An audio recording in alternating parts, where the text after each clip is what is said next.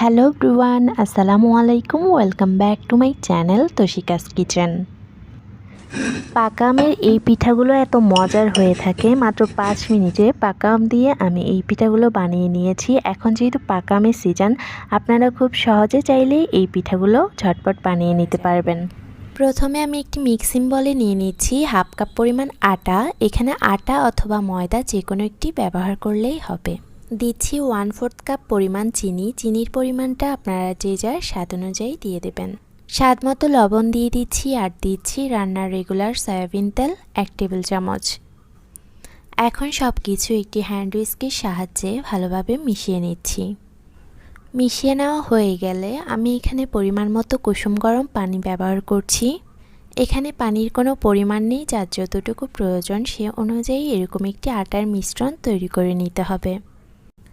এখন দিচ্ছি half cup পরিমাণ পাকা আমের পিউরি।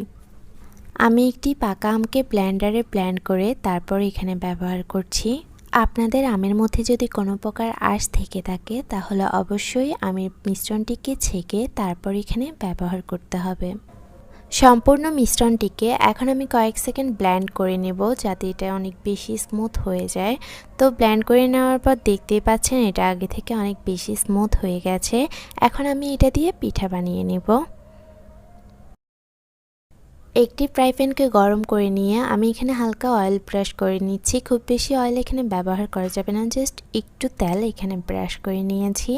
এখন আমি মিশ্রণটি একটু একটু করে দিয়ে দিচ্ছি। আপনারা দেখে বুঝতে পারবেন পিঠাগুলো আমি কিভাবে একটা একটা করে বানিয়ে নিয়েছি।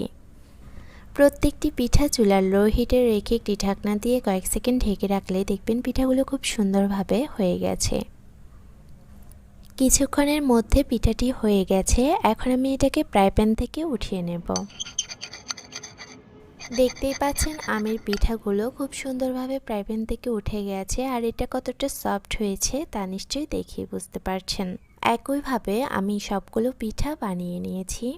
পাকা আমের এই পিঠাগুলো অনেক বেশি মজার হয়ে থাকে। এগুলো সুজি অথবা পায়েস যে কোনো কিছু দিয়ে খুব সহজে খেয়ে নেওয়া যাবে। আজকের এই পাকা আমের পিঠাগুলো আমি আপনাদের সাথে খুব সহজভাবে শেয়ার করার চেষ্টা করেছি। রেসিপিটি ভালো লাগলে ভিডিওতে একটি লাইক দিয়ে তোশিকাস কিচেনের সাথেই থাকবেন। তো আজকের মতো এখানেই শেষ করছি। সবাই ভালো থাকবেন। আল্লাহ হাফেজ।